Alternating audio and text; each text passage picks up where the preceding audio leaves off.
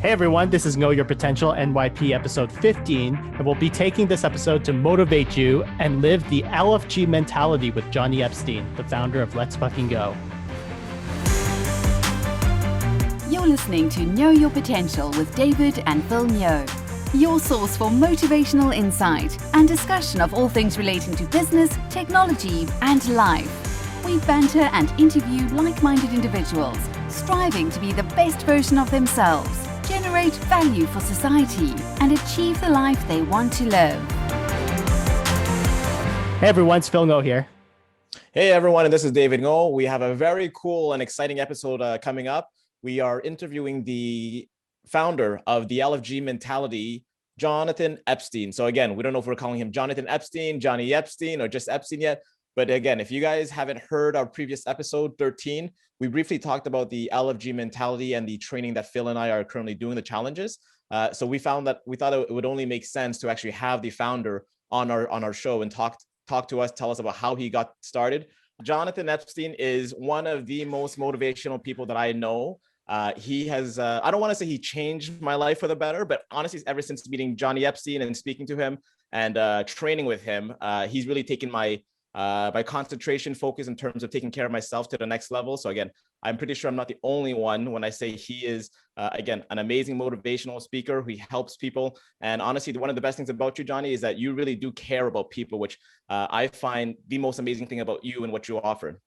So, but first things first, Jonny, do we call you John, Jonny, Jonathan Epstein? What is it? Because right now I call you Nobody Epstein. knows. Nobody knows. That's the beauty of it, right? Like I think this challenge it became John because my Instagram handle is Jonny Epps. So for LFG purposes, Jonny Epps is a good way to go to keep the brand. But friends call me Epstein, my parents call me Jonathan. So it's a bit across the board, right? So you're good with anything, pretty much. Good with anything. I answer to a lot. Yeah. All right. So Jonathan, why don't you tell us a little bit about yourself, how you got started? I mean, pretty much you weren't always a motivational speaker. You weren't always someone who was so motivated or willing to commit and train and put yourself on the line like that, right?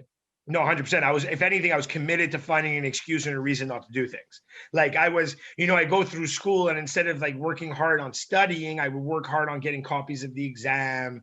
I would work hard at I don't know, getting old notes from different people. That would be my effort level, always looking for the shortcut, the easy way out.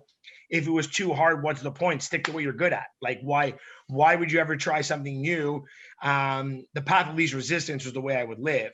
I was always a pretty active person. I love sports. I love to train, except I was very heavy, right? I would eat terrible. I would drink a lot. I would I would have destructive habits and nothing dangerous. But when you add little bad habits onto little bad habits onto little bad habits, you get a lot of bad habits and they become the norm. So like your good habits are so far and few between, you live a certain beat. And like anything else in this world, we justify things in our head. So we're like, oh, I could, I'm able to drink, eat what I want and still train hard. So what's the problem? I'm Superman.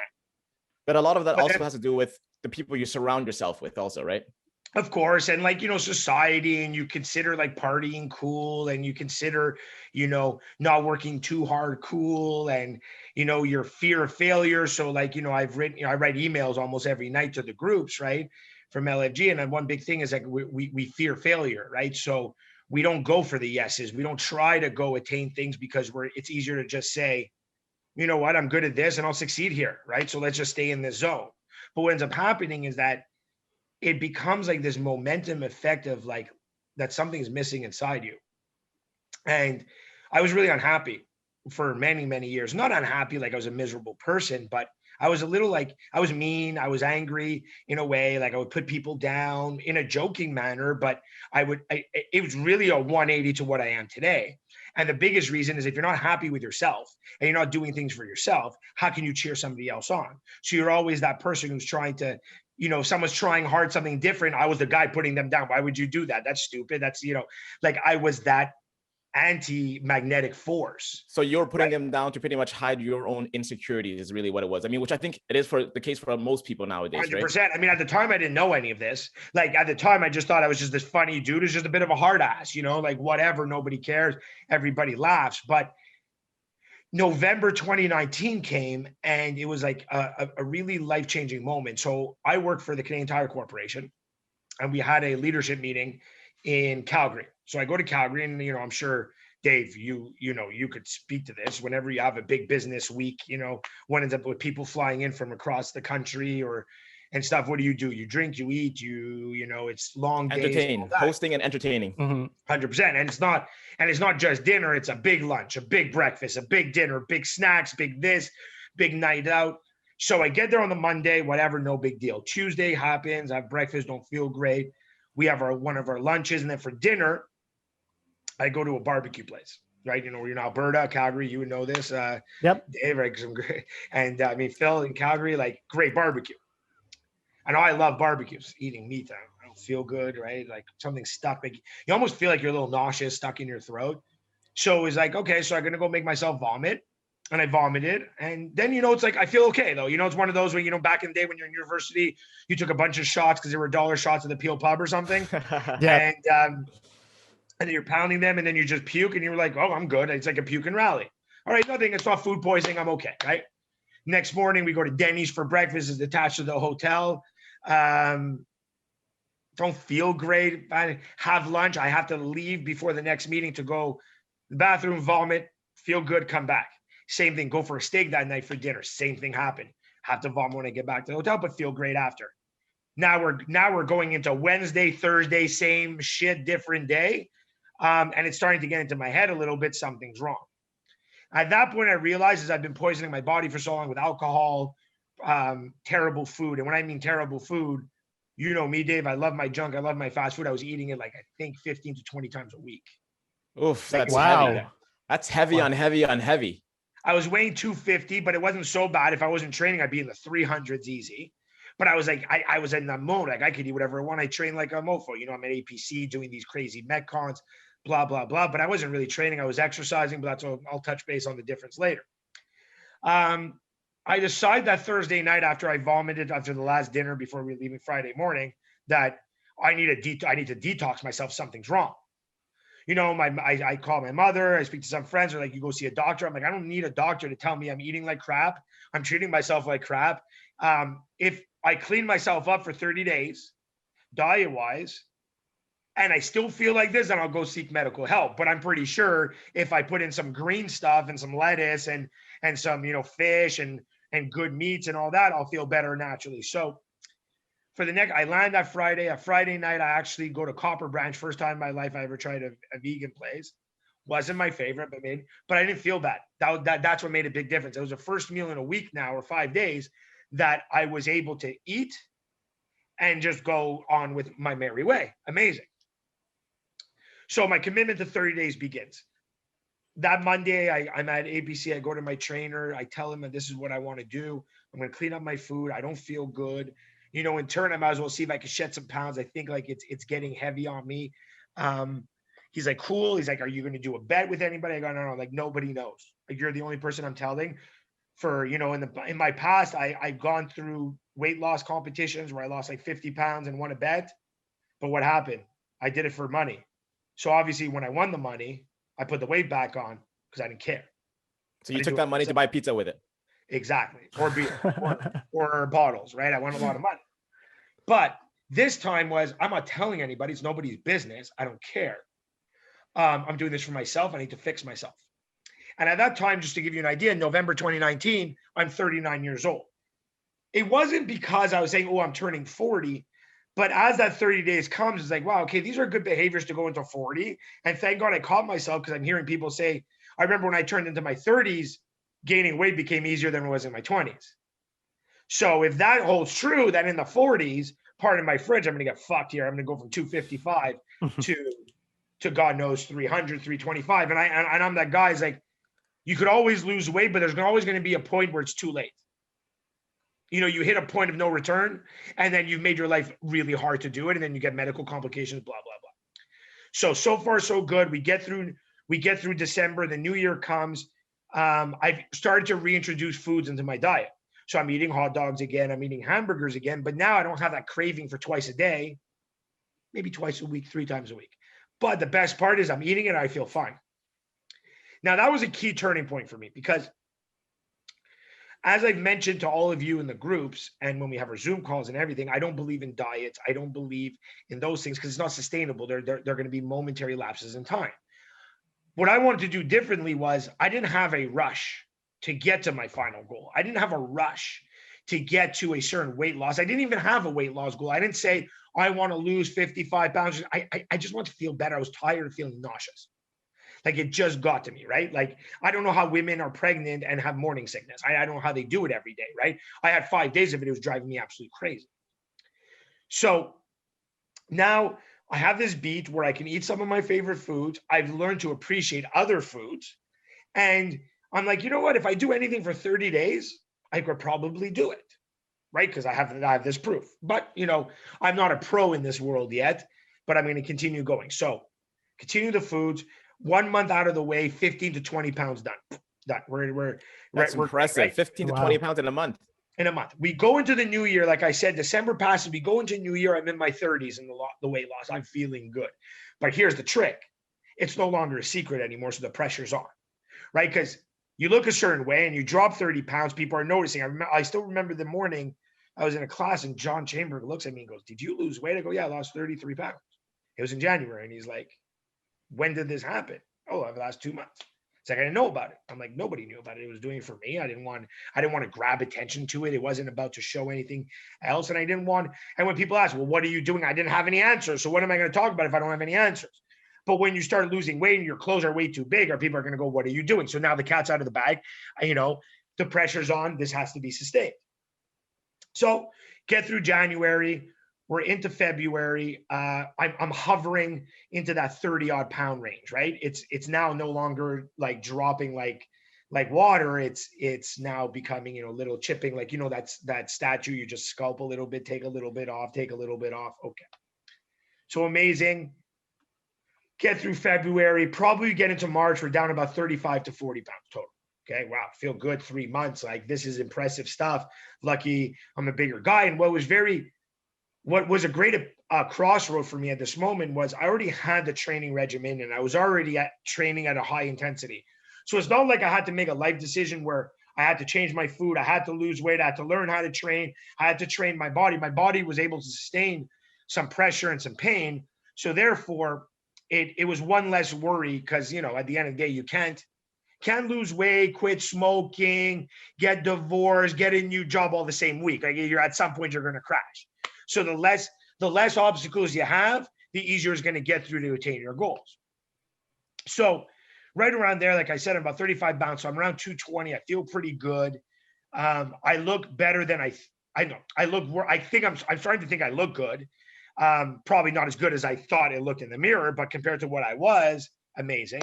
Which is fine. Honestly, I feel like when it comes to training, you have to be your number one cheerleader, right? I mean, no one else is going to notice the little small differences yourself. You have to look in the mirror and say, I look fucking good. And this is why I'm suffering and training so hard and not eating to put in. Exactly. And the thing is also is that if you're not appreciating yourself and you're doing it for attention, at some point the attention is going to stop. You're not going to have people coming to you, wow, you look great, oh, I love you, look great. At some point that gets old. But if you do it for yourself, that the attention doesn't matter. The attention is just a bonus, right? So February's finished around, like I said, 35, 40 pounds. Don't remember exactly the range. March comes, we're in a good beat. And then March 16th, Premier Legault gets on a press conference on a Sunday. And he's like, I'm closing restaurants. I'm closing gyms. I'm closing this. You're staying home. You're allowed to grocery shop from this time to this time, only a certain amount of people. And I'm like, what the fuck is going on? I live in the most capitalist continent in the world. And now they're telling us to stay inside and not go spend. And like, it kind of really freaked me out. It was something unknown to me. And what's worse, I was concerned not about the disease, but what if I'm going to put on my weight? I just lost all this weight, all this hard work. My crutch of the gym is closed, right? So I spend that whole day, that afternoon and that night, not freaking out physically, but freaking out in my head. I remember I was sitting on my couch. It's right in front of me over there, and just sitting the entire day. I barely moved. I probably moved to go to the bathroom, get something to eat, back on the couch, and just saying, what am I going to do? What am I going to do? How am I going to do this? How am I going to do this? Midnight strikes. And I said, stop being a fucking loser. You've done this much this for. Now, how did people train before gyms opened or these special training facilities? They found a way. I'm not going to let COVID take me all down, all this hard work. And I knew inside me, if I fell behind, I don't know if I had it in me to start back at zero, right? It's hard. So I said, I'm going to move forward, but I'm going to temper my expectations. Now, keep in mind, gyms were closed. We're going to be closed for 2 weeks, right? He said 2 weeks, 14 days, right? To flatten the curve. Okay. So I said to myself, 2 weeks, 4 weeks, we're going to be good. Cause like, it's probably longer based on what other countries are going through. You know, I started to embrace my, you know, like in February, we're like, oh, it's in China or it's in Italy. It's not in Canada. We're good, right? Like it's not us. So it's now not our that problem. it's us, Somebody else's right, problem. It can't be us because it's over there. Now that it's us, now it's happening to us. I'm like, all right, so let me go research how it's been going in other places. So now I'm paying attention. I'm like, this shit ain't gonna end in 2 weeks. So I need a plan. So decide to go to bed that night. And the next morning, I'm just gonna focus on how I'm gonna do this. Wake up in the morning, I still don't have a plan, but I went to the Fitness Depot, got everything I needed. At the time, things were selling out, but I got what I needed. I spent money. I wasn't gonna bank on gyms reopening or anything like that. APC was really nice. They gave me a few things to borrow to help me out. I called Jeff, I called John, what are we going to do? They started training me on FaceTime. They started doing lives. So we started doing these lives every day, 10 a.m. What a great routine. I wake up in the morning, work, do my workout. We do it. All right. So it's fine. Maintaining, like, not ideal, but I say to my head, if this goes on for a couple of months and I stay, you know, I'm shooting par the whole way, no harm, no foul. I'll get back on the horse. It's just a little delay, like a flight delay, right? I'm still get to my destination. So my April comes, okay. John starts doing EMOM, so now I'm doing 2 a days. All right, I feel good. I feel stronger. May's coming. Nothing's opening soon. I'm hitting a wall in the sense that I don't feel great in that I feel like I could do more. Like I have a lot of bent up energy because I don't have that cardio aspect, right? You can only do so much at home. I weigh myself, I'm around 50 pounds down, you know, like I tell whoever knew, everyone's cheering me. This is like, wow, 50 pounds, amazing, 205, what an accomplishment. You should be so proud of yourself. And I'm not saying this like in a self-deprecating way where I feel bad about myself, but I was like, I don't know, I feel like this should be a bigger deal than it is, but it's not. Why don't I care as much as everybody else? Why is everyone more excited? So I'm like, there's some soul searching here. This journey, I didn't even define as a journey yet, but this process wasn't about losing weight and looking better, was about unlocking something else. Because if it was, then I would be happy. I'm at 50 pounds, maintain the rest of my life. I'm good to go. But something was off. I remember seeing Jeff the week after. He's like, what are your goals now? You lost 50 pounds. I'm like, what do you mean? Probably just going to maintain. He's like, nah, a guy like you needs to do more. Needs to stay focused. And I'm like, you know what? He's right. That's what it was. So I decide growing up, my dad was always a big runner. I never ran. So I'm like, you know what? I wonder what it's like to run outside. It's nice out. I just started walking, meaning that I never used to go for walks, right? Like I lived in a neighborhood. Dave, you've been in my neighborhood many times. It's a nice, quiet, you know. Many Saturdays you're always there running. Right? Like it's very chill. I didn't know any of the streets. I didn't know anything up into the pandemic because I never left my house to go walk. I drive somewhere where I go, but you don't even appreciate the neighborhood. So I started walking a couple of weeks before that, and I'm like, it's really nice. And I say, you know what? I'll start running. So May 24th, 2020, monumental day. So we have like November 19th, 2019 is probably the day I made a decision to change my life. May 24th is the day decision I made to level up my life. Big difference. So I run a kilometer and I have a median in front of the house. So I'm running around it for 1 kilometer. Okay. Got a kilometer in, feel like shit in the sense like my feet hurt a bit, right? Not used to running, probably look very stupid doing it, whatever. Next day I go back out, run the median again for about 1.5 kilometers, do that about for a week and a half. And I ask myself, why am I only running around a median? And I'm like, you know what? I go, you know, I'm just going to practice. And you can sympathize with this, Dave. I'm going to practice, get used to running. I don't want to, you know, I don't want to be too far from my house if I can't run anymore. And then I stop myself. I'm like, wait a second. What would be the problem if, let's say, I'm too tired? Like, I'm not going to die in the middle of the street. Like, I could walk home, call a friend to pick me up. I could, you know, Uber or something. So I'm like, all right, tomorrow I'm not going to be a baby about this anymore. I'm just going to fucking go. And I'm going to run. And that mark was a 3.5 kilometer run of a pace of 7.5 minutes. Now, if anybody who knows me, that's completely where I started, which is what I try to tell everybody when they're like, well, I'm too slow. I was way slower than you. That's So exactly the same thing I tell people. Yeah. Because like I started around the same time too. And my time was in the 7 minutes as well. So for anybody out there that's, worried about their time, it doesn't matter what time it is. It could be 10, 12, 13 minutes. As long as you're bringing that down, that's all that matters, right? And that moment where I went for a few more runs, 7:30 became 7:20, I realized I'm now competing against the right person. I'm competing against myself. That's what running brought me to understand, is to compete against myself. Focus hits. Now I'm on a run. Run my first 5K, was like 31 minutes, felt great. And at that time, it was like, 5K for me. Again, heavy set guy, always used to joke in school, built for power, not for speed, right? Like, it was always that easy to say, I'm not a runner. I'm a big guy. Big guys can't run. I have the running body, whatever that means. I don't know what that means. But at the time, I felt that was actually something called a running body. July hits, and then I hit another obstacle in my life. My father finally gets tested. His tests were put off because of COVID. He gets diagnosed with cancer and 2 rare diseases in his bloodstream. But he's a fighter. He's 87 years old, which, I understand that, at some point his shit's going to start creeping up. But I'm like, you know what? I'm not going to feel bad about myself. Doesn't mean because my dad has cancer and that I have to stop running and training and working hard in life and those things. So I kept going.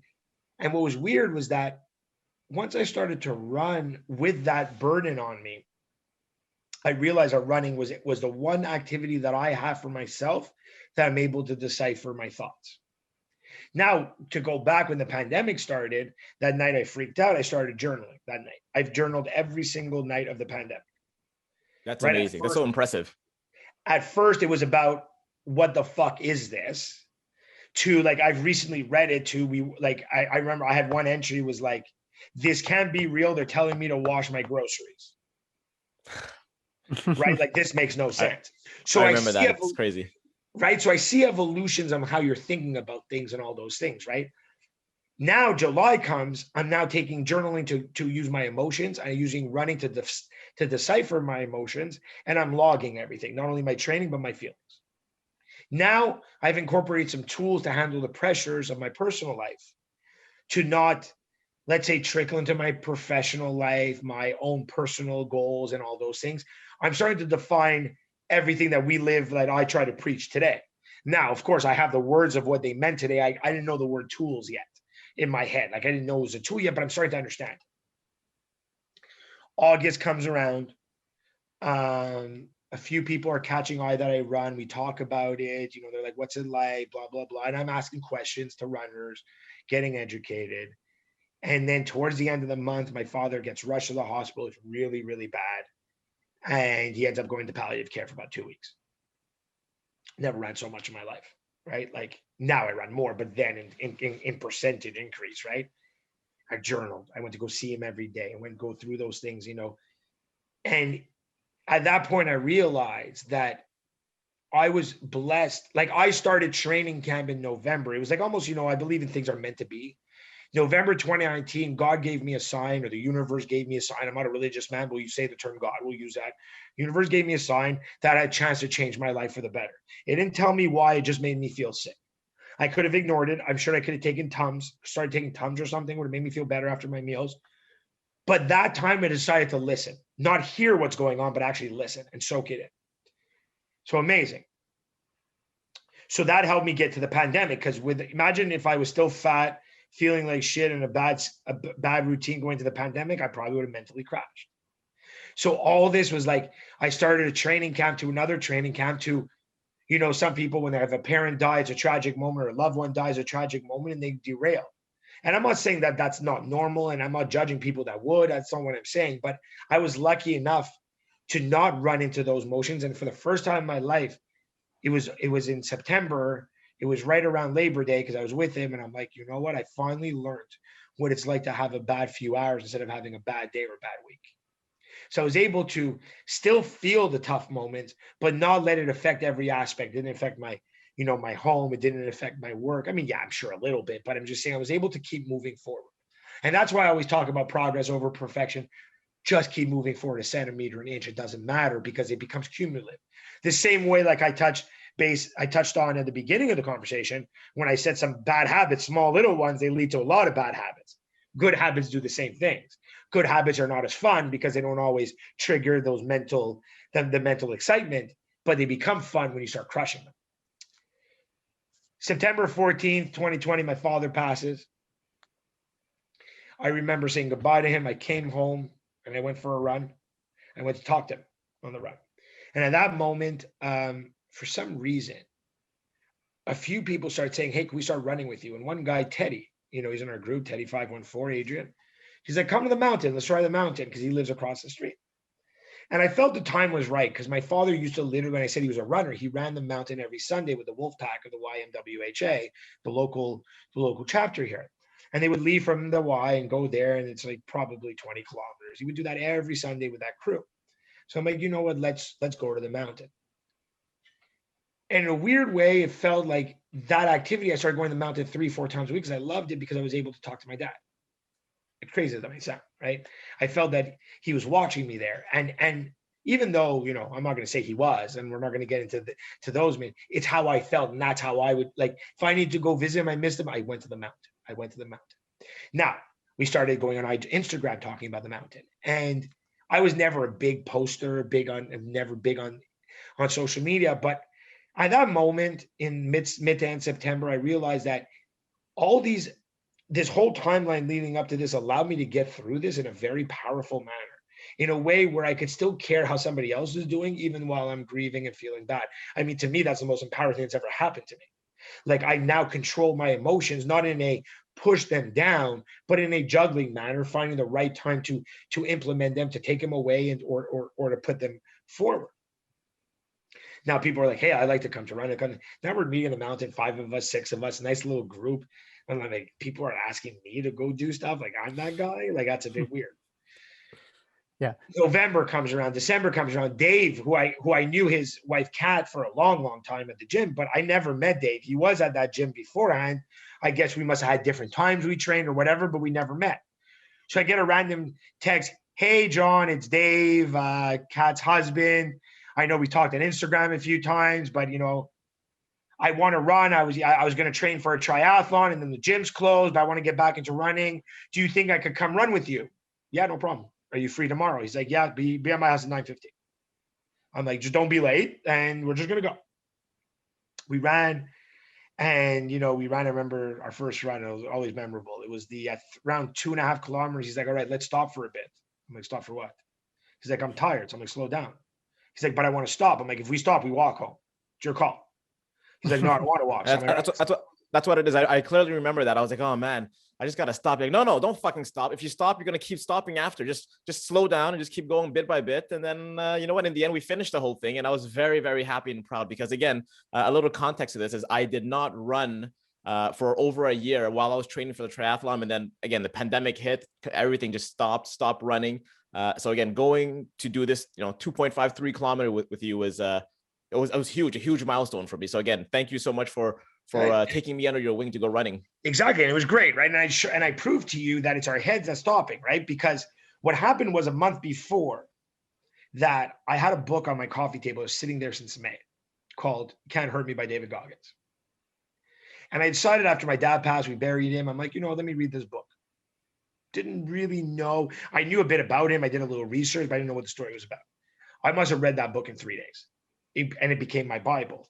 And there's a part that talks about the governor. In an engine, there's a governor that if you go over a certain speed, it just shuts it off. Our minds, he talks about how our minds train that way. And at 40%, it's shown scientifically, at 40%, our mind tells us we're tired. So when our exertion is at 40, we're already tired and we should stop.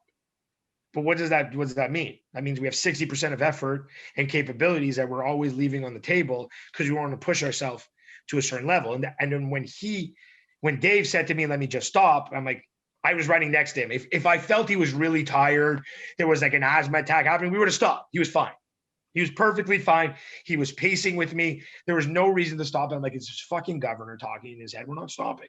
And if we're stopping, we're going to do the walk of shame like I used to do back in the day in May, when I taught myself how to run longer, is that whenever I stopped, I'd walk home. That was the same rule.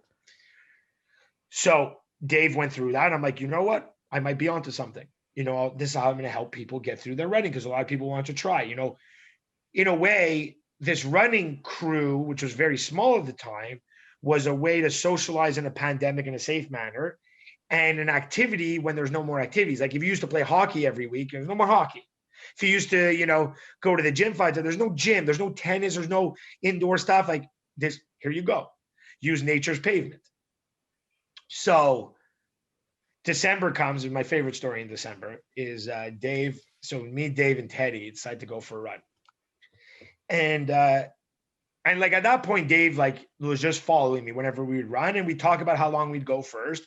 He'd agree to it, but he never checked his watch. He just followed my lead because it was my neighborhood. I know the areas, whatever. And we were doing this, 2-3 times a week, I think at that time. Dave, you'd show up 2-3 times sounds about right. Yeah. So it was a random December day, and I see it's 3.8 kilometers on my watch. So we're already ahead of it because I wasn't paying attention. But Dave's fine. So I go, Dave, when do you think you're going to run your first 5K? And I'm going to guess, we'll say arbitrarily it's December 19th or something, right? He's like, I think I'm there. He's like, I think I'm about a month away, end of January, I'm going to run 5K. I'm like, really? So I'm just talking to him, how, why end of January? He's like, well, I figure in 2 weeks I'll go to 4K. And then the 2 weeks after that, I'll go to 5K. And then by then I'll train. I'm like, oh, really? So you think it's 2 weeks? He goes, yeah, so I'm just talking and talking and talking. And then I see Teddy look at his watch. He's like, but I'm like, shut up. And next thing you know, I said, all right, stop. And I'm like, all right, Dave, so I got bad news for you. He's like, what? I'm like, your June 20 odd date to do a 5K is way off. He's like, what do you mean? You think it should be February? I'm like, no, but you just finished it now. He's like, shut up. And he looks at his watch. He's like, holy shit, I just did 5K. And then, and again, for this, I have never, ever in my life ran 5K. I was the guy who went to do a 2-kilometer run at high school. And then I was it took me 29 minutes to do 2 kilometers. I think I was bottom 5th, I think it was. So again, to do this 5 kilometer for me was a huge milestone, mind blowing. And again, I didn't even believe that I was able to do 5. Again, the biggest thing is I did not believe I was able to do 5 kilometers, right? So having that glass ceiling completely shattered to me, it just made me kind of realize and think shit, how many other glass ceilings am I giving to myself right now? Or how many other people who have their own glass ceilings, right? That's how I really see all of this. Well, it is, right? And you hear the right word is believe, right? Why would you be able to do 4K, but not 5K? When you actually think about it, right? It's an extra 1,000 steps. But it just sounds, for whatever reason, we've decided that 5K is a number that a runner has, and that if you don't believe you're a runner, then you'd have to do less than that number until you believe you're a runner. All bullshit, right? It's just literally, it's our own bullshit getting our own way. So we go through the holidays, I'm super happy for Dave, right? And I'm starting to develop this habit of just being excited for other people being vaccinated, because I'm seeing what I went through, and I remember how I felt and how happy I was when I was going through my motions and being able to do stuff, to watch other people do it, and then them saying, wow, I couldn't have done it without you, which again, bullshit, but because they did all the work, I just guided a little bit. It's them doing the work. It started to feel really good. So January comes, we pass New Year's. Premier Legault decides in Quebec, you know what? We're going on curfew. It's not even reclosing shit. He's going on curfew. Okay. So I'm no big deal. I have my EMOM crew that does my EMOMs with me, because I started hosting them. And, I got my run crew. I got a bunch of different crews going. Some people overlap, but they're separate worlds, all training worlds. And I could hear them. I could hear the chatter. Oh, I'm tired of this. I can't do this anymore. This is exhausting. We're going, I don't even want to EMOM anymore. What's the point of running? The gyms are closed. We're never going to reopen. We have to be home at 8. I'm like, shit, this is and I'm fine. I'm good. Don't get me wrong. I'm not happy, but I got my routine. I know how to get through this. If this is my war, I can kill war, right? This is an easy war. I just have to get, I live in a nice house in a really nice, safe neighborhood, and I'm in good, healthy shape. I got everything I need. So John Chamber, coincidentally, at that time said, you know what, guys, to help us stay focused, I'm going to do a 30-day challenge. We'll figure this out, right? So then I contact him and say, he's a friend of mine, good friend of mine. And he contact him John, do you mind if I just piggyback this? And I'm going to round up the troops, and I'm going to get them going, get them focused. Because I feel my crew, which is your crew too, because most of them are APC people, are wavering off, right? And, let me keep up. It's like, no problem. He goes, I'll repost it. I'll redo it. Okay, great. So I'm like, why not? So I tell everybody, guys, we're going to piggyback this. I'll make a chat group and make sure you guys stay focused and, check in on you, and we'll check in on each other and make sure we stay whole. Cause I'm not going to come out of this alone. Right. I have like a small little army with me now. Suddenly everyone wants to give up and I'm going to go through the finish line alone. No, not on my watch. If it happens, it happens, but it won't be from my lack of effort. I've always been captains of my teams, stuff like that's, sales leadership. That's what I know how to do. Okay, go. But for the first time in my life, it's not words, it's my actions that got people to watch me. Over the last few months, it was because I was running, because I was showing up every day. People were following me, not because of the words that were coming out of my mouth. Sorry. And also what was really cool is that you were posting a lot of these things on Instagram. So people were able to follow and see all of your accomplishments, all your achievements, and kind of just say, this guy wasn't all talk. He literally is out there fucking sweating balls, filming, saying, I did this, I ran this, and this is what I'm doing today. You guys all show up. So that was, again, very, very inspiring. 100%. Still today, right? Like still today, like when I hazed Adrian last week, saying for your birthday, you're going to run a 15K, but I do it with him. I'm not just running my mouth. I go stand, I run with him I ran every kilometer of the way and I did it with him, right? Actions are inspiring. Words are motivating. I'd rather be inspiring. Because if you're inspiring, you're automatically motivating. So we started this little thing, right? John, so we have like 20 odd people. John posted on Instagram. Next thing you know, we're at like 120 people. And I'm like, what the fuck is this? I don't even know what this is. I didn't ask for this. Is this a joke?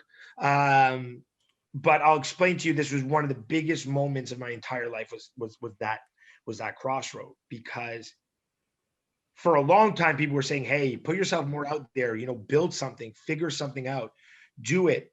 But I was always like hesitant, like you don't want to say too much and all that. But this time I just did it by accident. Like the universe gave me a group by accident, gave me a beta group, gave me an audience, and I decided to embrace it. So I embrace it. At that point, we still have no name. We have no idea. The whole mentality is that I'm not going to name this challenge because you guys are going to just work. But I made something very clear to everybody at the beginning. I will not tell anybody what to do. That was very important. So how challenges are, we'll drink lemon water every day or no alcohol for 30 days or anything. If that's what you want to do, that's what you want to do.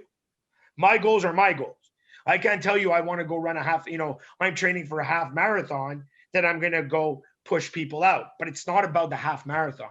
It's about hitting goals or setting up tasks and goals and dreams that mean a lot to you. Which I think was a great way of luring some people in bit by bit, right? Pretty much, again, telling them, do it at your own pace. It's not a competition. You don't need to do what I'm doing. You don't need to do what the other guy is doing. Well, it's actually the biggest competition. That's where you're incorrect. You're competing against yourself, which Absolutely. Is way harder than competing against another human. Because like at the end of the day, if I want to go compete running, I can go pick people who are slower than me and I'm going to win every fucking time. If I want to feel shit about myself, I'll pick people who are faster than me and I'll lose every time. But when you're against yourself, you're always staring at yourself, right? Like, when you're failing, when you're succeeding. If my numbers and my data go backwards, I'm regressing. If it goes forwards, I'm progressing. It's very exhausting. Well, that's what I found what I found really interesting about joining this group was that you can see other people's progress on their own goals. And I think that's what you really need to sort of say, okay, you know what? If other people set their goals and they're not only achieving them, but they are surpassing them, I just need to do something similar for myself and whatever those goals are that I've set for myself. And we use that aspect of it to motivate each other. That's to say, the energy. Yeah, exactly. That's it. And also you learn, like, you'll be like, oh, that's cool. I never thought of that. Let me try this, right? Because if everyone has the same goals and we're just a bunch of robots, we have no community. We're not a community at that point. We're all the same person. There's no sustainability. But here, we have a set of goals. What was cool about this, the first go around the community was that we were way too many people, fine, because everyone wasn't defined. It wasn't defined yet. It wasn't goal setting driven or anything yet, but it was just the start of it. It was cool. We had people in their 20s. We had people in their 30s or 40s or 50s from different backgrounds, from universities, from all those things. That was really cool. So in that January month, leading up this whole time, from the moment I started doing Instagram in like the summer, posting my stuff, I used to always say, let's fucking go. right? Tom Brady's been saying it for years. I've been saying it playing sports. It was my battle cry. And I remember like my first run when it was -20, I literally was screaming, let's fucking go every 10 minutes to warm my body up, right? Like that was the driver. Let's fucking go. Let's fucking go. 2 weeks in, everyone's like, wow, you're so focused and everything. I'm like, you know what? This is the LFG mentality. I'm going to teach you my tricks on what worked for me, not what I did, not my actual actions, but how I was able to implement my actions, my tools to get through, why I get through it, how I fix my mental state with my physical state. Because before in my life, I was exercising all the time. It was a nice little stress relief. When I started training and doing what I wanted and journaling and doing yoga, all that, I fixed my mental state. I started becoming present. I started listening to people, not hearing words, but actually connecting with human beings. And it really was a big part of my success. Then February came, which was our second challenge. Oh, and before, a great story was that the day before the challenge started, we ran outside my house and Dave was outside. Kat was already part of the challenge. I'm like, Dave, I'll add you to the group. No, I don't need this. I'm good. I'll live through this through Kathy.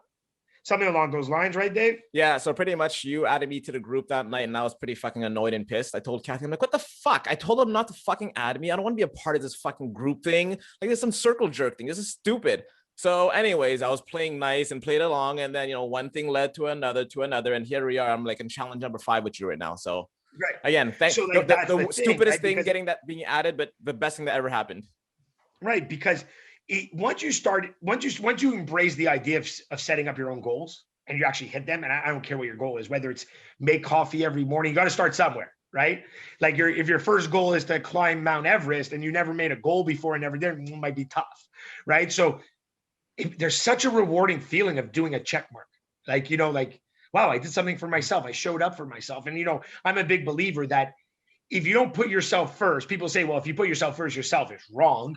You put yourself first, you're happy. If you're happy, then you can actually be selfless for others. You have no more hate in your heart, right? This is how I'm able to cheer and genuinely, like Dave said, what's great, I care about people because I'm happy, because I have put myself first. So I'm willing to give all my extra time to everybody else. But if I always put everyone else first, then I start resenting other people for sucking my time. That's the balance. So February, I clamped down. Now you got to send me goals. Enough bullshit, right? You can't just say, oh, I want to lose weight. Let's make it measurable. And then we built it in March and we built from there.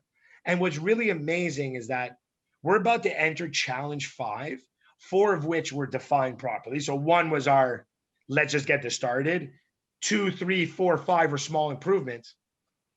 But now we have a system and we have a core group. And what's really amazing is that we're finally transitioning onto an app called Goalify, because before the challenge was, all right, fill out a sheet on my Google Doc form, which is great. We're going to go on Instagram to build our community chat groups to share our wins, to share our struggles. I have community guidelines I'm very strict about. If you're competing against somebody else in the community, you're out. If you put somebody down in the community, you're out. I'm a tough sheriff. But if you cheer people on, you support, it doesn't matter, because nothing bothers me more. Hey, guys, I ran my first kilometer ever. I know I'm not as fast as you guys. No one's telling you to be as fast as us. I'm happy. It's more impressive that you decide to tie on your shoes and put yourself out there for 1 kilometer than the 15 that I ran on Saturday, because I do that with my eyes closed. I didn't push myself. Yeah, I hurt a bit. I was a little tired, but I didn't go outside my comfort zone. Like, I went outside my comfort zone in February and decided to learn how to skate for the first time in my life. That was hard. That was humbling when I went onto a pond in my local neighborhood and I'm getting made fun of by 5-year-olds who know how to skate. Yeah. Right? Yeah, it's different for everyone. I showed up the next day and they became my friends, these little kids, and they were cheering me on. And the parents, I got to know the parents. But like, those are impressive moments. When you're doing something like Dave and Kat and their family, when they went skiing for the first time, they could have just given their girls ski lessons and saved the embarrassment. Had to also do with this LFG mentality. I mean, again, with the whole LFG mentality, you guys pretty much just saying, yo, just go out there and do something that normally you think you can't or wouldn't want to do, wouldn't like to do, and just go try it out and see what happens. So again, after having tried skiing for the first time, we loved it. We can't wait to go back the next time. So again, it's really putting yourself out there and pretty much telling yourself it's okay if you fail, but just fucking go try it. Go do something, right? Exactly. So and if you don't try, you'll never know. Like, it's better to fail and try than not try at all. That's how you get depressed. That's how you get into ruts, because you feel there's lack of accomplishment. There's like, what are you doing? Like, you're like, oh, my life's so boring. Yeah, because you're not putting yourself out there and trying something. That's why your life is boring.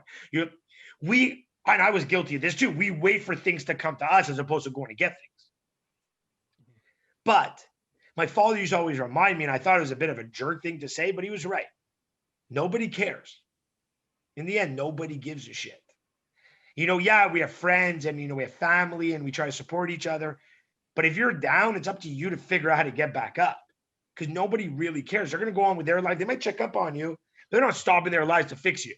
You have to fix yourself. That and everybody has their own problems. The reality of it, right? That's everybody has the happiest person you think in the world has their problems. And also, very important, you're not special. I'm not special. Nobody's special. We're capable of special things, but none of us are special. We have to put in the work. Nobody owes us anything. Nothing should be like, I didn't get this job, but I deserved it. No, you didn't. Like, nobody owes you shit. Now, if you worked hard, you did everything right, and you didn't get it, well, maybe then you have to change places. You have to change places in your life, and that's fine. But go get it. Don't wait for it to come to you. The world's gonna go by you. Right. I think this is the realization to understanding that is really the barrier to getting people into something like this, and to get them to take that first step. Because once you take that first step to actually get yourself involved, great things happen, and sort of it's a snowball effect after that. Because at the very beginning, I had no idea what this was. I had no idea. Like, I probably felt very similar to how David felt when he got added to the group for the first time. I'm like, I don't know people here. I don't know what this is all about. I feel kind of nervous. Like, everybody's running faster than me. It doesn't matter. Like, all you doesn't really even matter need if to you do. run or not. If you don't want to run, that's fine too. Like, yeah. Right. Like, and that's the cool part, is that now slowly everyone's sort of become friends with a bunch of strangers. Why? Because I found a way to create an environment for like-minded people. It doesn't matter if they're from your neighborhood, or they're from your community, or they're from your office, or it doesn't matter if you're in Calgary and I'm in Montreal. We'll cheer each other on. We're like-minded people. Saturday we ran, it was Teddy's birthday. We're out there celebrating. A year ago, nobody knew each other, but you never would have known that. But because everyone was genuinely happy, cheering each other on all this time, like pushing, helping each other. Like, it's funny, somebody gets hurt, one of the doctors in our group right away messages her and say, hey, you need a referral for an MRI. No, she didn't go ask the doctor. That was being done. You guys talked about cryptocurrency a lot, right? I know a lot of people have been reaching out to you guys, asking questions, they want to invest. But you guys aren't saying, oh, this is annoying. It's like, because you're going to have a question to them about something else. We legitimately built a community of like-minded people who are hoping that everyone rises to their best version. And that there literally is no talk about a pandemic in our chats, no talk about politics, no talk about putting people down, no talk, like, it's literally, it's one of the craziest sociological experiments that is so counterintuitive in 2021, in the world of trolling, in the world of bullying, in the world of racism, in the world of political, I guess a political 180 from how I grew up, during a time where we never had to be involved. We've never been part of a pandemic before. But yet we live in this alternate universe that we can escape to and have a safe place to go every day that keeps us on track. And we all have bad days. We all get off track, but how many times do you read in the chats someone say, I had the worst day today, but reading all this, I'm back. Yeah, absolutely. Honestly, I think the biggest thing to take away from this whole LFG mentality group is pretty much you somehow getting a whole bunch of good people together, and where all of us are just trying to achieve our goals, motivating each other, and just genuinely being happy for other people and genuinely wanting people to achieve. Again, like you said, in this world where everyone is hating on the other person, talking shit about the other, trying to put down the other so they can look better, being with a group of people that are just so good and kind and nice is just surreal. You know what? It's kind of like being at Disney World. When you're at Disney World, everything is magical. So when you're in this group, it's kind of like magical. And like you mentioned, when we were there this Saturday for Teddy's birthday, we all ran, Jill brought sparklers, we had some drinks, we had coffee, we have donuts. And it was just like, again, a whole bunch of random people where I would have never, ever, ever talked to and met, in real life. And somehow we're all good friends now. We're all a big group of friends who are just there to help and support each other no matter what. So again, I think finding a good group of people is more important than just the whole training aspect. It's just, again, in this world where everything's so shitty, finding good people is hard. You know, I think about success stories. Like even last week when we spoke, right? Me, you, and Kat, we didn't speak a while. We caught up on the phone, and you were like, "Hey, sorry, I kind of ignored the challenge the last 2 weeks, and I'll be better." And I'm like, "Well, what happened?" You tell me the story. I'm like, "What do you mean?" I think you aced the challenge. You finally hit some things you wanted to accomplish this whole time. You had to walk away from the challenge to do it, but you didn't. You're like, "Holy shit, I never thought of it that way." Yeah, absolutely. Right? I mean, for me, the whole time the challenge was kind of like a physical thing. I needed to do certain things for the challenge, but I took a step aside. Kathy and I were working on some different things, looking for an office, and then during that week, we found an office. We were moving on to a few different things. Super happy, super excited. We felt bad about the whole LFG challenge, but when you kind of came back to us and said, "Listen, you guys did what you needed to do for your life, and that's amazing. That's that's huge. That's what it's all about. That's what the challenge is. To improve right? on yourself, right? Make yourself happy." Like it's not a fad, it's a lifestyle. If this is about bettering your life, then you hit the biggest rock. It's a fucking boulder. Way to go. I don't care if you didn't finish your book or do your yoga. I want you to hit the real shit. But doing the yoga or choosing to write or journal, whatever you feel, that's your habits to get used to making you believe in yourself, to take chances on yourself, to try something different. You know, like where I pushed Kathy to do her first live and didn't take no for an answer because I knew she could do it. And look, she's one of the most energetic people on camera I've ever seen in my entire life. I mean, I look at Jill. I've known her for so long. She's so friendly, welcoming people. Like she's happy in this environment because people understand her. I look at Chris, who would never be part of a challenge, would never run. Everything was stupid, all in, realizing, wow, this is a great place. I remember talking to Sam in December, and she was like, I'm not motivated to get started. She's every day she shows up. Diana, who's like a 25-year-old, like the youngest doctor in Quebec, who's accomplished all these things, was able to come into these challenges humbled enough to want to try new things. And one story that sticks out was that all these years she wanted to try the top mountain at the Diamond Point or whatever ski hill. I don't ski. And the LFG mentality brought her up. She just screamed, "Let's fucking go." And she bombed down. And she loved it so much, she skied the rest of the winter over there. That's what it's about. It's the people, the energy around it that shows that I'm not weird. Because what ends up happening in our lives is that if you don't surround yourself with these groups, and I'm not saying these groups are necessity, a lot of our friends who don't do what we do, they'll be like, "You're going to get hurt. Why would you do that? Why don't you come drinking tonight?" Whether it comes from a good place, they love us, our loved ones, right? But they don't understand what's we want to accomplish. They don't get it. And also, they'd rather bring you to their level because they feel bad that they don't do those things.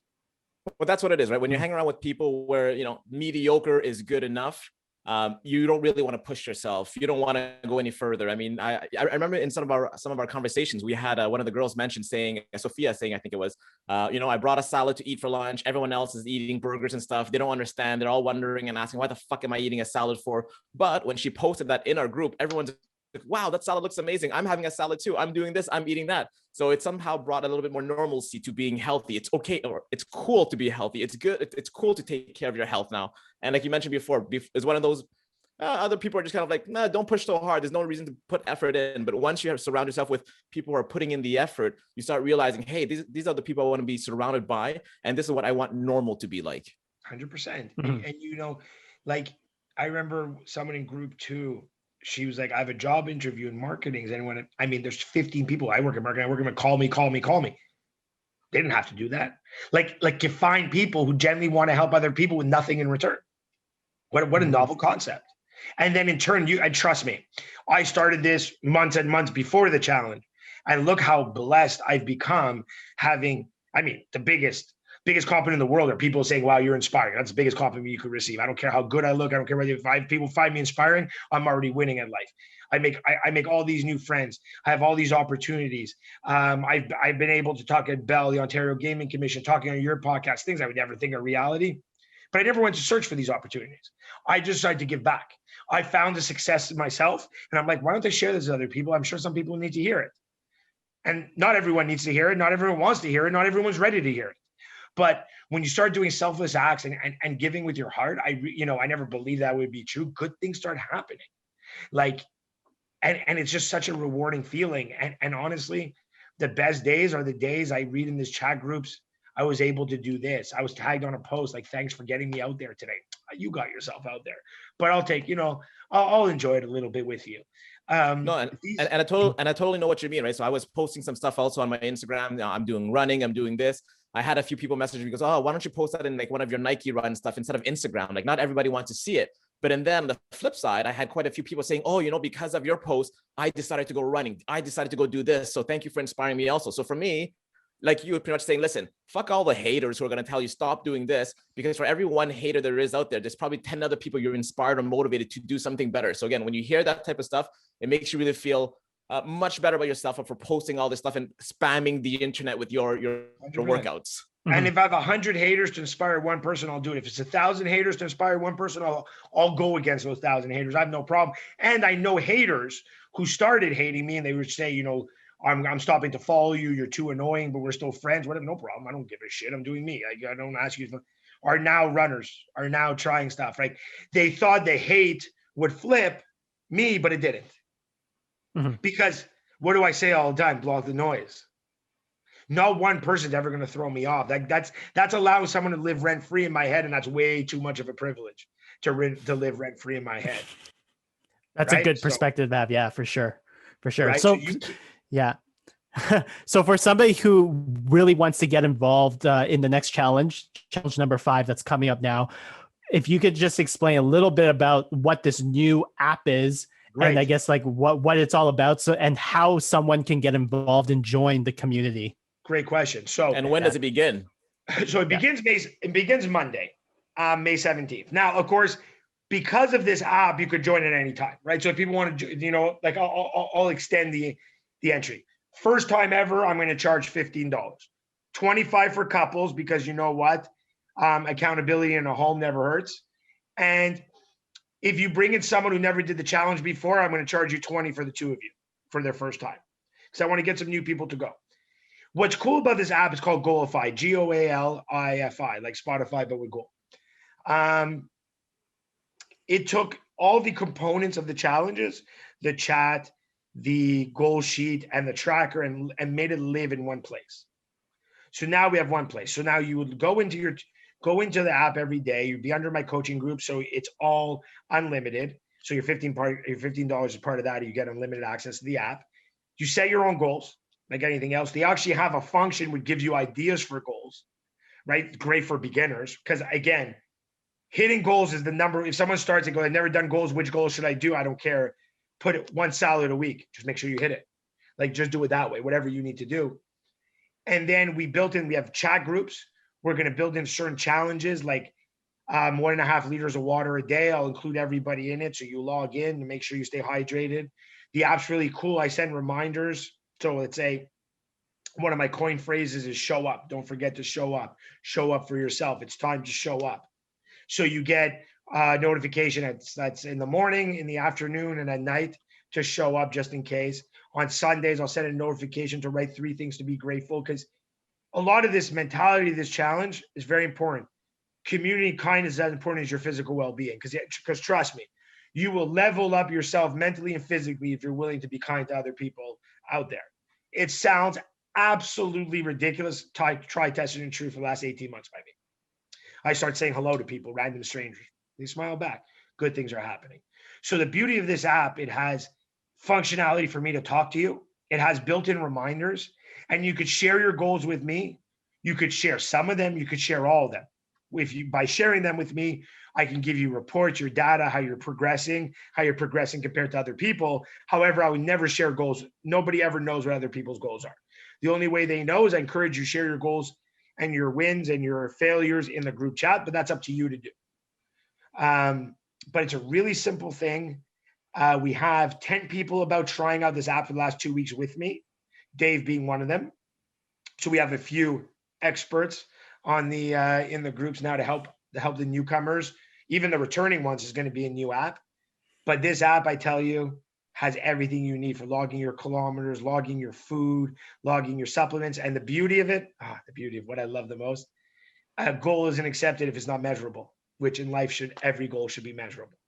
You know, when you tell me I want to lose 3, the challenge stuff is 3 weeks or a month, or how are you doing it for this next one? 21 days.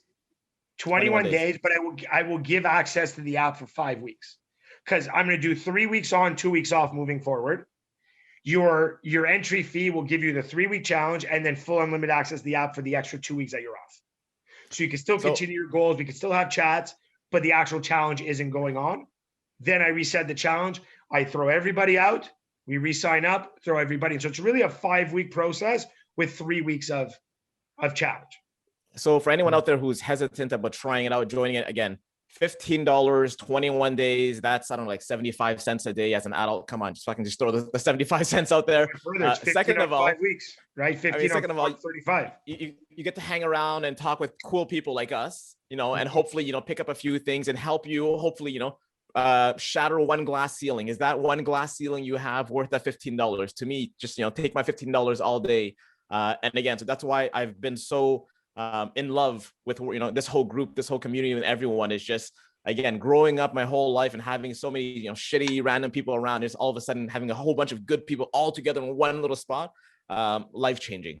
It's not bad for somebody to join a group where, we're kind of just helping each other out to make sure that you hit your goals. Like, I don't know if you can get like even a robot to do that for that kind of price, like it's a completely different experience when you're in a group full of humans with human goals that are trying to motivate each other to achieve theirs. I mean, it's nothing for what you're going to get out of it. And the truth is also, if you're parents, this is a great challenge for parents, because their kids are going to start showing them what goal setting is, right? You talk about your family. Dave, I know this is very big in your household. Right. And you remember you telling me that your daughters are setting goals now also. Yeah. I never had that skill set at 10 years old or 11 years old.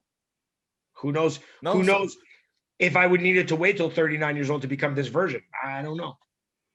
Again, I always say that in life, we're always one decision away from living a completely different life. Right. So, I mean, listening to this podcast and deciding to join the next challenge could be the thing that completely changes the trajectory of your life, of being, a shitty or regular miserable person to being completely happy and in love with this whole new group and making, 10, 20, 30 new friends. And again, just completely changing your life from that one decision of, putting yourself out there and trying to join this group and seeing how it is. It's really what it is, just trying. And showing up. At the end of the day, the reason I'm charging is not to make myself wealthy, because I won't. The reason I'm charging is to keep the people joining their accountability to their goals. When you pay for something, it becomes a little more real. It also makes me accountable. If I'm accepting your money, I got to step up my game a bit. There's not a day I could be selfish anymore. I took your money. But I will say this on record: if anybody wants to join and money's an issue, you're in for free. Like, I have no problem with that, right? If $15 is a financial restraint but you want to try this and you want to help change your life in the rut that you're in, by all means, I will never charge you. See, this is the kindness that I'm talking about from Epstein right here. See, again, it's not a money thing. It's a thing of just wanting to feel fulfilled and wanting to help people and just better the world is what it is right now, right? Hey, right now, every challenge, we're about 50 people so far. Now, I don't know how many are going to come now that I'm charging, but the truth is, I think the 50 of us are better people today than we were 5 months ago. 100%. Imagine we do this with 500 people, 1,000 people, 5 million, like community, the world will be a better place. Like, I don't believe in extreme change, where I'm going to go speak on a podium and tell you every wrong thing you shouldn't do and every right. Everyone knows that information. It's developing actions. And I really think most hate in this world is driven by being unhappy. Most conflict is driven by being unhappy. All those things. If you make yourself happy, those things slowly start chipping away. We're not going to change the world overnight, but I'm not worried about changing other people. I worry about myself and my community. You build your community, then you fix your city, then you fix your province, you fix your country, you fix the world. Like, it has to go through steps. Mm-hmm. And like I said, it's not about the money. Like, I really mean that to anybody, if they can't afford it, by all means, I would never turn something away. Yeah. So for next steps, then, if somebody's listening to it right now, be like, okay, so what do I do? Do I download this app? Do I go to websites? What are the next steps to get involved? Get in touch with me or get in touch with you guys who put them in contact with me, on Instagram or whatever. You can get the app. I'll need your email to send you the links and stuff to get on, and then we arrange payment, and then we're good to go. And then so your Instagram handle is what is your Instagram handle? at Jonny Epps, JONNYEPS. Perfect. So anybody want to, try out this LFG challenge, or even again, before trying it out, if you just want to check it out to see, how Jonny Epps is, what he posts, the people that are talking on his page. And again, pretty much get a feel of it. Don't be shy. Just reach out. Again, that one decision could be really worth your while. Hey, if you just want to follow me for the first month to see it, give me your email address. I'm going to switch it up a little different. In this challenge, I send my nightly emails, or my daily message. That's only going to be to the challenge people. That's not going to be to everybody on my list anymore, but I will be doing a weekly newsletter. I'll try to land on the right format and template where we could celebrate some glass ceilings and talk about how the community is growing and what the power of the community is doing. So I'm changing the messaging around a little bit to really show how we're going to, how we grow in our numbers and how we grow in our actions. So yeah, there's many different ways to participate. If you want to watch, you have any questions, you could ask me. I could also put you in touch with people who've been part of this challenge. You could ask from a non-biased candidate like myself. But the word challenge has a negative connotation to it. I will never tell you what to do. The only things I will tell you what to do is you have to set your goals and you have to remain accountable. If you don't, you fail. But if you fail, I sleep the same at night. It's your failure, not mine. I'll help you. I'll coach you. I'll guide you. We'll support you. We'll do whatever we can. At the end of the day, you have to do the work. That's right. Nobody's going to help you except yourself. And that's really what comes down to the end of the day. So you just got to take that first step, be accountable, look at yourself in the mirror, and just be like, I'm going to fucking do this. Let's try it out. And who knows, it might change your life like it did with mine. So it can't hurt. Like nothing bad could come out of trying this. We can agree with that, right? There's nothing to lose besides, and I'll go on record one more time and say this. If after 21 days you thought this was the biggest waste of your time, I'll give you back your $15. There you go. This is the money back guaranteed statement right that we're all waiting for. Right? Oh, right. So Sounds guys, good. with all of that, let's wrap it up. Jonathan, Jonny, Epstein, thank you so very much for taking the time to, talk with us, to explain to us, kind of where you came from, how it all came to be, and what it took to get to where you are. Pretty much, again, just stepping out of your comfort zone, changing it from, I need to do certain things to making it become a lifestyle. And again, the biggest thing that I took away from all of this is that, you or all the people in our group, in our community are just trying to help each other out and be better than what we were yesterday. So again, I think this is, again, one of the most amazing things I've ever kind of encountered or joined in my whole life in terms of working with people, because I've always been a lone wolf. So I'm sure there's a lot of people out there that can relate to me, where they like to do stuff on their own. They feel they don't need anybody else and they can accomplish anything in the world by themselves. But just having people around who are there to support you really does completely change the game. And again, everybody has bad days. And one of the other things I learned from you was, don't say you have a bad day, say you had a bad hour, because you don't want to ruin the rest of your 23 hours because you had one little shitty incident. So again, having like-minded people support you, and even when you're having bad hours, completely changes it and makes things so much more easier. The reason why bad hours is important, the key part is that if you have a bad day, you might miss an opportunity that came your way because you weren't focused. Right. Something good might come your way, but you're so worried about the bad. And most of the time we get worried about bad that's out of our control. We love screaming at things we have no control over. And the consequence is not finding what's supposed to come our way. Right. So that is the habits. And I got to say, you both have been great in the community. Your whole entire family's part of the community. I don't know who's left. That hasn't some made it, some didn't. Right. But really, like, you guys exemplify what the mindset is, the support, everything about it. So thank you very much for having me on your podcast. It's really humbling that you would want to use this episode to talk about this. So that is always truly appreciated. And if anything, gives me more energy to push harder and to do more things for everybody else. So thank you for that. Absolutely. So let's try to help a few more people with this podcast, guys. What else is there to say? But let's fucking go. Let's fucking go, guys. Let's show up, everyone. Show up. All right. Thanks, Jonny, we love hosting you. This has been such a great experience to actually talk to you in person, actually, for the first time. Funny, yeah. But that's one of the things. It's just like we're already like, good friends, and we've never seen each other in person. We literally met the first time online today, talking one-on-one. So this is great. And it feels like I've known you now for like at least a year. And I have no problem going for dinner with you if you're ever in town, as if we've known each other for God knows how long. Goes to show what the power of like-minded people can how that could be a magnetic force. For sure. All right. Thanks, Jonny. Take care, guys.